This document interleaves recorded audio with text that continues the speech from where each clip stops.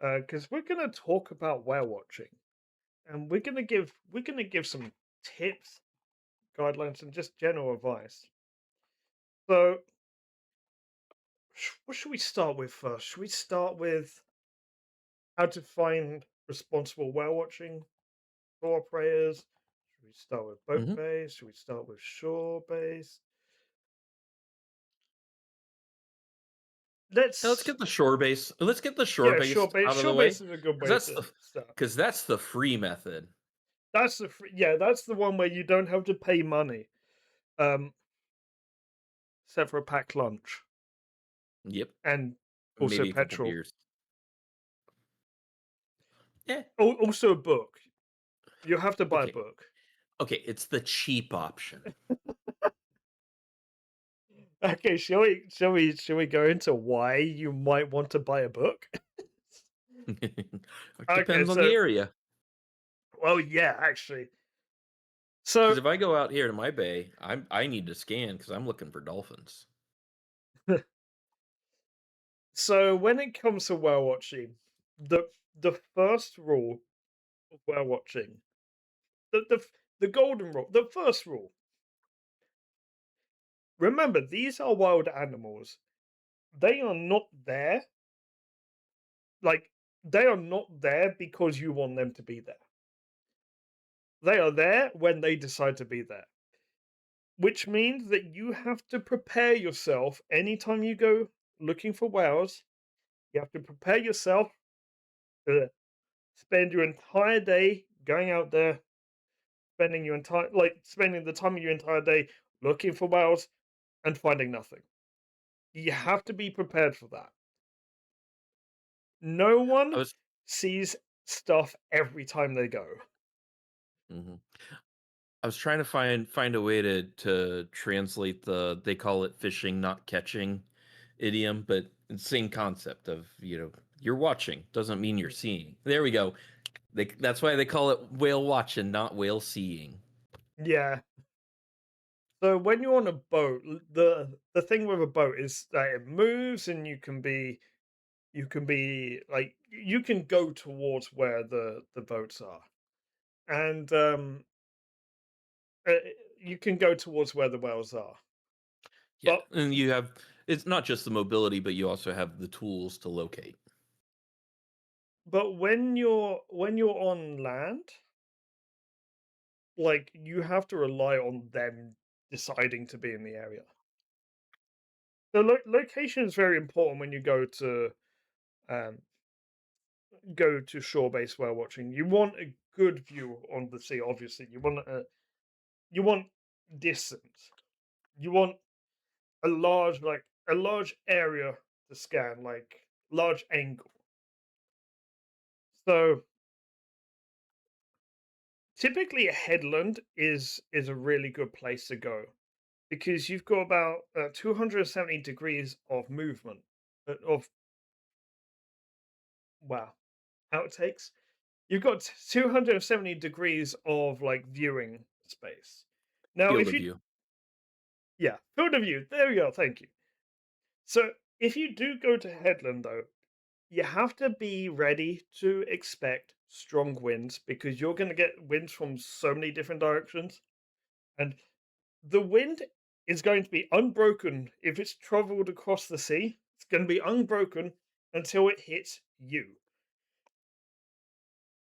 So typically, when we're in like cities and things like that, like we don't get so much wind because there's like buildings, there's like hills, things like that to block the wind. Yep. And also in terms of location, it's, do your research ahead of time, find out, what whales and dolphins, you could see in the area, and then what kind of behaviors, what kind of, places should you go look. Like for me, because I have a lot of intracoastal waterways, I have different choke points, that are the inlets from the outside to the inside that are great places that I can often see dolphins because that's what I mostly have, around me.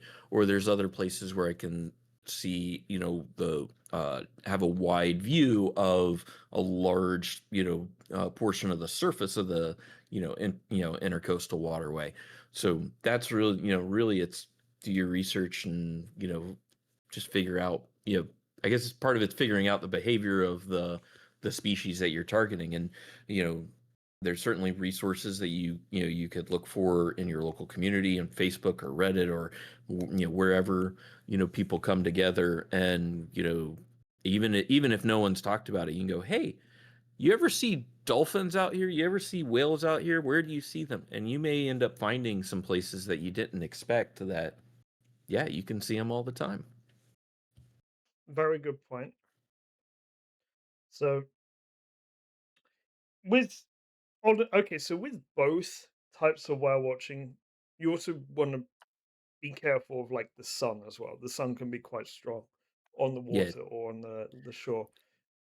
Definitely water, want sunscreen. sunglasses, polarized sunglasses are a big thing, and Mm. plenty of sunscreen and a reapply sunscreen. That's the thing people don't think about or don't remember or don't know. Oh, You must I have reapply.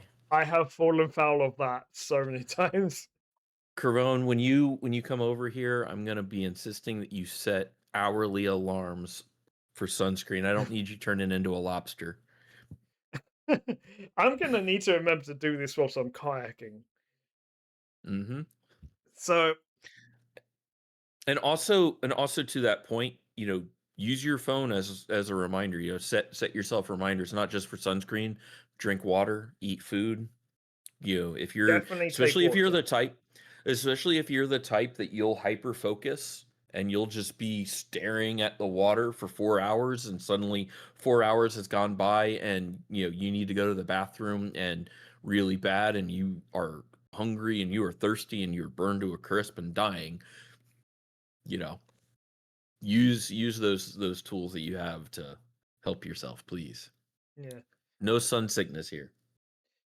And also make sure you've got another activity to do as well, because if you're going to be on the shore, like looking for whales and dolphins, and they're not always going to be there, take something else to do whilst, like, a book, like read a bit of your book, and then every couple minutes, like do a scan of the waterline. Knitting. Knitting is a good one as well. Yeah, especially, well, just really just anything that you could do with your hands, without really watching, a lot. Yeah. Also fishing, you could, if you're, depending on where you're at, you can go, fishing. Like if you're Honestly, out on that's a, that's actually a good combination. yeah, I mean, because that's, whenever the like 95% of the dolphin sightings that I have had in my life have come while I've been fishing. Just Uh, and part of that's just because that's most of the time that I've spent out on the water. a lot of the closest encounters of like whales and dolphins that you see on YouTube are from people that are just like amateur fishers. Yep. Um, so another good idea if you're on the shore is actually, if you're in a place with a publicly available hydrophone, like put one earphone in onto that hydrophone. You don't need both of them in, just put one in, turn it down, because sometimes you might hear the whales before you see them. You might hear that they're in the area, then you'll be more alert to actually look for them. But at the same time, don't rely just on that, because sometimes they can be crafty. Sometimes they'll be quiet and pass by. So, but listening out will definitely make it a little bit more easier. And we should also mention how to actually spot various species. We'll go over that in a second. Um, so the other thing, and this is important. This is important. We'll go more into detail on like the boat side of this as well. If you're there whale watching, and there's other people whale watching, and you see something, or you think you've seen something, tell the others. Tell the other people that went whale watching as well, because you've made a big commitment to go look for whales from the shore, and quite often you'll be there and not see anything. They are making that same commitment. Like it's just considerate to other whale watchers. Like if you see something, oh, don't keep it quiet. Everyone's there to see stuff. So now, if you're okay, so let's say you're either on shore or on a boat, and like you're looking for animals. So typically, porpoises you won't really have to look out for.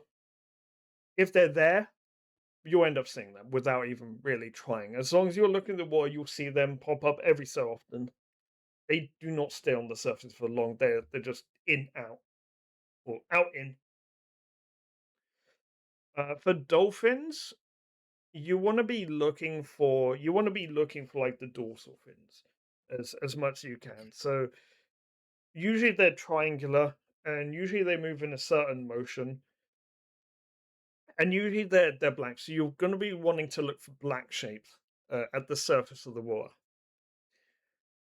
If you're using binoculars, use binoculars at low magnification initially on the horizon. But if it's like the closer you get, you might want to consider scan without binoculars. Sometimes you'll see something that appears close to you, and you won't see it because you're zoomed in trying to look for stuff like miles in the distance. Now, if you're looking for whales, big thing with whales is they have a very big like spout when they come up to breathe. So that's what you want to be looking for with those, particularly like things like humpback whales. Minke whales, not so much. Minke whales, you don't really see the blow that much, but things like humpback whales, fin whales, especially blue whales, um, you'll see this from a distance. You'll see like a plume. It will look like a plume of smoke just burst out of the water. You see that, straight away. Look to see if you can see something dark underneath it, because most likely that's going to be a whale. This is also where, polarized, glasses also start to come into play, because then that's letting you see down into the water more. Yep. So onto boat based whale watching. So we'll talk first of all about responsible whale watching tools. So Gio, do you want to take charge on this one? Yeah, so, at least for from the so sorry. Sarasota Dolphin Research Program, their guidelines are actually fairly simple for dolphins, in our area. They say please stay at least 50 yards away from dolphins and slow your vessel when they're nearby. If you want to watch the dolphins, be sure to put your motor in neutral and don't engage your prop until the dolphins have moved on, because obviously the props are the main thing that end up doing damage to dolphins. And then another thing that they add on is another way to help dolphins is to wear polarized sunglasses and post a spotter on your boat, especially as you move through shallow waters. Polarized glasses will help cut through the water's glare, and a second set of eyes will help increase your chances of seeing the wildlife in your path. I'm kind of surprised actually there that they don't specifically mention manatees, because that's obviously around my parts, another animal that's threatened by boats. And going back to what we talked about with the AI identification, Yeah, being able to identify manatees would be amazing as well, and where I am. But and thankfully a lot of our shallower and especially narrow waterways around here are wake zones. So or sorry, are no wake zones. So boaters are supposed to travel through them, at slow speeds anyways. But we do have a lot of fast moving boats and jet skis, sea-doos, that kind of thing as well. um so it's really just about being aware, aware and in control of what you're doing, if you're driving a boat. Um, and these are wild animals. They're gonna do what they're gonna do.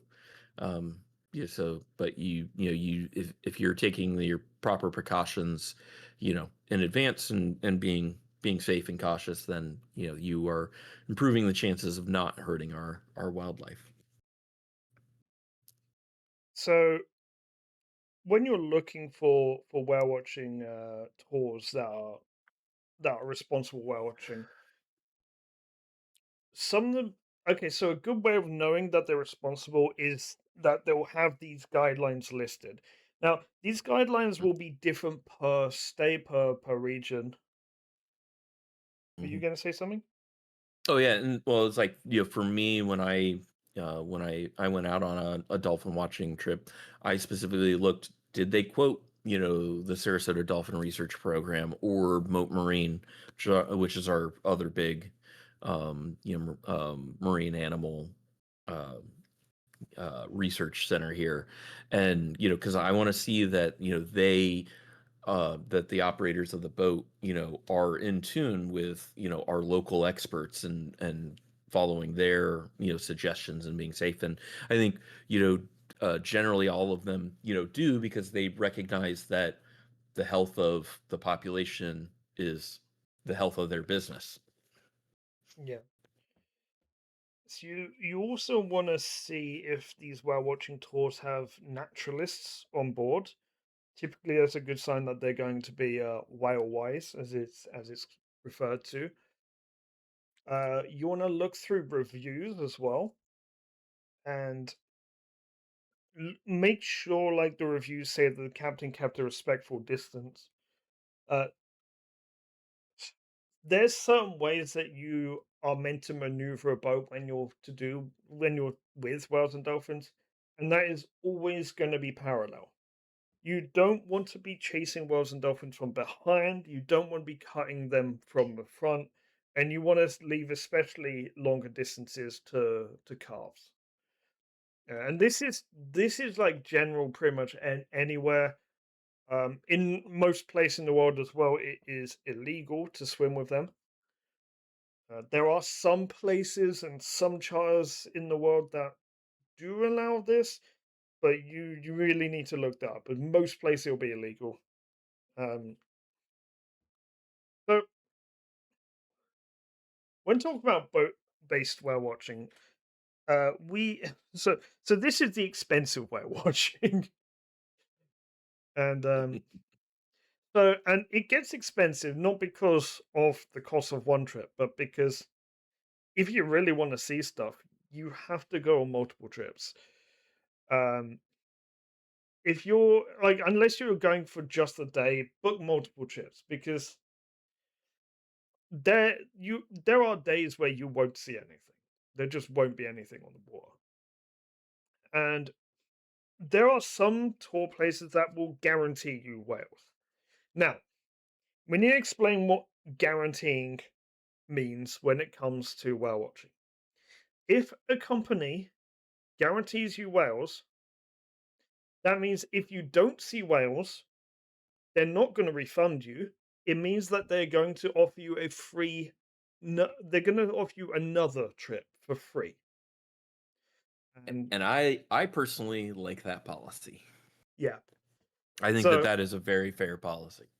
it's very fair, but just go into that knowing that that's what the guarantee means. If you're only going for once and you're only going for one whale watching trip and like you see guarantee, you think, oh, I'll definitely see whales then. Keep in mind that you have to go back there again if you don't see whales. If you actually like want that guarantee. But it'll be free the next time you go. Guarantee and see, I think the thing here, and I think even in well, actually, I don't see where it is in this. Never mind. But we are also talking about a very specific spelling of guarantee that's not the same as I guarantee that this will happen. It is a guarantee Yeah, that, we guarantee whales. yeah, it's an insurance Well, policy. yeah, It's essentially an it's insurance legal term. policy. Yeah, exactly. It's a legal term. So okay, so this next note that I made, and we've already covered this slightly. when using powerful binoculars, don't use maximum magnification unless you've already seen the whales. Yep. Because you like if you zoom in, you're lowering your field of vision, and you want to have as much field of vision as possible when scanning the water for dorsals. Yeah. So it's a balancing act. Just like with using your camera, you want to start, kind of zoomed out so you got that. And then once you spot, lock in. Also, educate yourself before going on the trip on what kind of species you can find and how to actually spot them. Because if you don't know what species are there and you don't know what you're looking for, that can be a bit more difficult. If you know, for instance, that you've got minke whales here, like you know not to look for a bloat because you're not going to see it because it's very small. And again, when you're with other people on the boat, you see something, don't keep it to yourself. Whale watching is not a competitive activity. You're not keeping score. You're not having a scoreboard of who saw whales, and you're not tracking who saw them first. Like you don't It's get a extra collective points. experience. Yeah, Yeah, it should be a collective it's a experience. social experience. Yeah. Yeah, yeah. If you Now, see something, say something. now, another thing is communicating properly as well. If you do see something, so the typical way that you refer to things is in as a clock.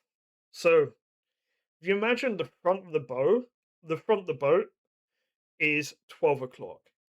So right from the front of the bow, 3 o'clock, behind the boat is 6 o'clock. So call out that kind of bearing roughly of where you saw 'em. And if you're going on like a public whale watching tour, call this out to the other whale watchers, but especially call this out to the naturalist and captain. Because if you've seen something, guarantee you the next person that sees stuff will be the captain. Guarantee you, because they have experience on the water. So another thing that also mention landmarks like other boats as well. Yeah. Yeah, because over there is really not descriptive. Yeah, so if you point and say over there, that's not gonna work. Say 2 o'clock, left of the black boat. That's a lot more useful. Yep. And if you can identify the species with confidence, then yeah, mention what species you think it is. Because that also help with identifying them as well. Because there's some species that will submerge for longer periods of time, some that will submerge for short periods of time. If you're on a boat that's like you're looking for sperm whales and you see the flukes of a sperm whale, do mention that because you know you see the flukes of that sperm whale, you're not going to see that sperm whale again for the next hour. Mhm. You just are not. They lift their tails up. The only time you see the underside of the tail and the only time you can individually identify them is when you see their tail lift up, which is when they're going on a big dive. Yep. So You ain't gonna see him for a while. yeah. So the other thing is like other terminology. So the stern is the back of a boat. The bow is the front of the boat. Um, port is the left side, and starboard is the right side. Now I'm gonna give you a line to recite to remember which side is left and right. And so port is always on the left and it's got a red light, and starboard is always on the right with a green light. So a way to remember this is there's a little bit of red port left in the bottle. So you've got red color, port, the bearing, and then left is the side of the boat. So Mhm. that's a good way. Good way of Yep. remembering it as well. Um, I don't know. I don't. So for channel markers, I don't. Well, I don't know if it's different uh, in Europe versus in the U.S. The saying I always remembered was "red right returning." So when you are returning to returning home, the red markers should be on your right. And that can be useful when you're out on the boat because that'll let you see where the channel is. If you're going through a channel, you can know, if you're coming in, then red will be on the right, green will be on you should be to the left of that. Um, and then if you're going out, swap it around.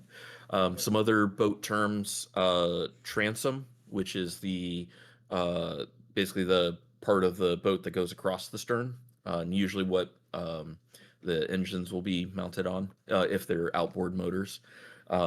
The rail, which would be the railing all the way around the boat. If you're going to throw up over the rail. Don't throw up in the boat. Don't throw up inside the boat. Don't throw up in the bathroom, which is called a head. Um, That's all, another term I forgot to mention. The yep, toilet is called the head. yep. That's the head. Um, the keel is the ridge down or the center line of the bottom of the boat. Um, I And know I note had a couple others. so a Uh, note ah- on sea. So oh, I seasickness. yeah. So Hmm. a note on seasickness. If you do start to feel seasick, go outside. Yep. Like be on deck. That's the Go best place to be. outside and look at the horizon. Yeah. Do not look Um, down. Do not look down yeah. when you're seasick. You will be sick then. Yep. Yeah, stand Um, at the rail, and like I said, if you're gonna throw up over the rail. and No take one deep wants to. breaths. Yeah, like no one wants to clean up your throws ups, and it's gonna be just fine, and you're gonna feed some fish, I too. was I So was like, thinking, do I mention that? yeah, it's not gonna go to waste. It's gonna hopefully you're not eating things that aren't gonna biodegrade. I would hope, you know. um, The other thing I'll say to seasickness as well, and disclaimer: I am not a doctor. This is just my personal anecdotal experience. But I have seen so many people that will just take Dramamine the morning of, like when they're at the dock or when they're heading out, on the boat. And in my experience, if you take it then, it is too late. For me, what I personally do is I'll take a Dramamine the night before when I go to bed, which also it being making you drowsy. That's kind of a nice side effect in that case. And then I'll take another one in the morning, and if I do that, I'm fine. If I don't, I might not be fine. Yeah. I personally I get seasick, and so what I use are wristbands. So they work on pressure points on your wrist, and I don't know how, but they stop you getting sick. And they also work for other types of nausea as well. Hmm. Yeah, I mean, and it's all like the body is intertangled in so many different ways. It's absolutely crazy. Yeah. Um Oh, so also, when you're moving around, obviously be careful what because the floors are going to be wet. Most of the time they have a non-slip coating, but that's not perfect. So especially if you got rough seas, 3 points of contact. I was Have. just about to say that. Yep, if you're taking if you're gonna take a step, two hands, even if it's just like held up against like one hand is just held up against the wall of the cabin, you know, 3 points of contact if you're in rough seas, and that'll Yeah. save you. Yeah, always have Yeah, a no one hand wants to get ready hurt for the out on a. boat. Yeah, no one wants to get hurt out on a boat. No one ever has to have the Coast Guard come out. Like that's worst case scenario, um, If you have to and really expensive.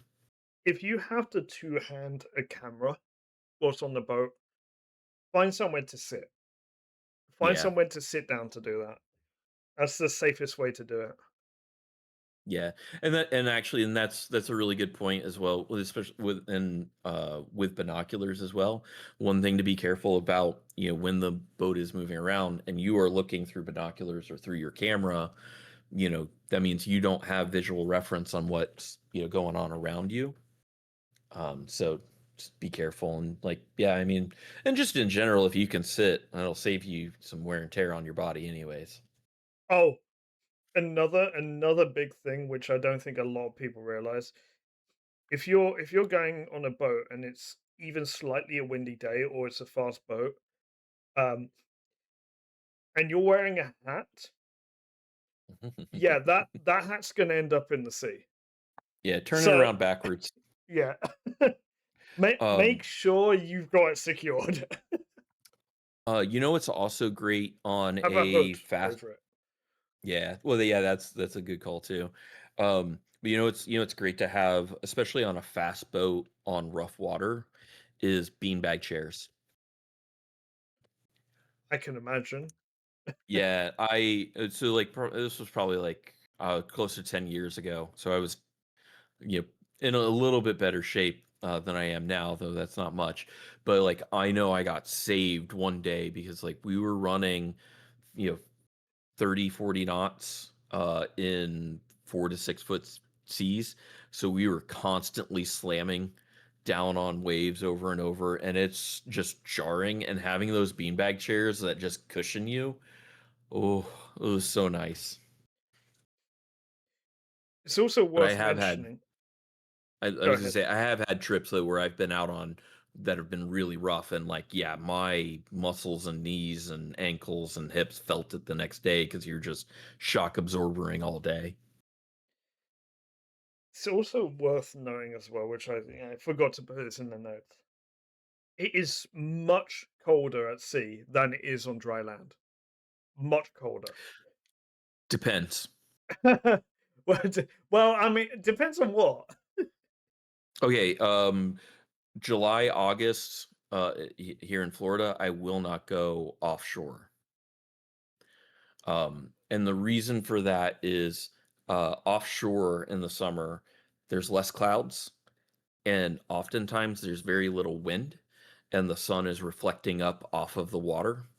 So all of my like, worst heat Oh yeah. times have always come in July and August out on a boat offshore, even more so than being, onshore, even going back to a kid when I wasn't very smart about, being outside 98-degree weather. It's also worth remembering that if if you are going somewhere that's not Florida, which is unbearably hot, and it is cold at sea, and it is if it's sunny, but it's like slightly windy because you're on the boat, and it's colder. Please remember, you can burn when it's cold. Yep. You can You can also absolutely burn when you're cold y- when it's cold. y- you can also burn when it is overcast. Yes. Yes. Oh my gosh, that's happened to me Clouds before. do not block UV radiation, turns out. So, do you have anything more on whale watching? I think that's about it. I mean, I guess the only other thing is, yeah, check the weather and also understand that sometimes weather is going to prevent a trip, and that's, can't control it. So there's always going to be certain seasons and times of the year that are better than others. Like for me, now is not a great weather time. It's great temperature wise, but in terms of winds and sea, it's not a great time to go offshore in the summer. It's a great time to go offshore for winds and seas, but the temperature, blows. Yeah. So, but check the temperature, check the conditions, and bring gear for different situations. Like have a rain jacket, have, something that's, warm and waterproof, have even bring some hand warmers, but also like if it's going to be hot, make sure you have enough water. Bring, a little like electric fan, like a little hand fan. That's It's really important excellent. to take water with you. Yeah. If One you of get actually, thirsty out there, you can't get water unless you've yeah. taken it with you. All right, I got my last tips and tricks, and this really is just for any kind of hot situation where you're going to have a cooler with ice in it. So, night before, take some washcloths or like little hand towels, get them damp, fold them up, and put them into a Ziploc bag. seal the Ziploc bag, and put them in the freezer. Let them freeze overnight. When you go to get ready in the morning, do everything, throw those into your cooler, let them chill. They will thaw out, but that's fine. When you get into the height of the afternoon, and especially like when it's like, okay, now it's time, we're heading back, so I'm gonna go sit down in the cabin and get into the shade. You're gonna be covered in salt from sweat and your sunscreen, and you're just gonna feel gross. And that is such an amazing time to pull out that extremely cold washcloth and be able to wipe off your face, wipe off your arms and hands and legs, and just clean yourself, give yourself kind of a little, camp shower.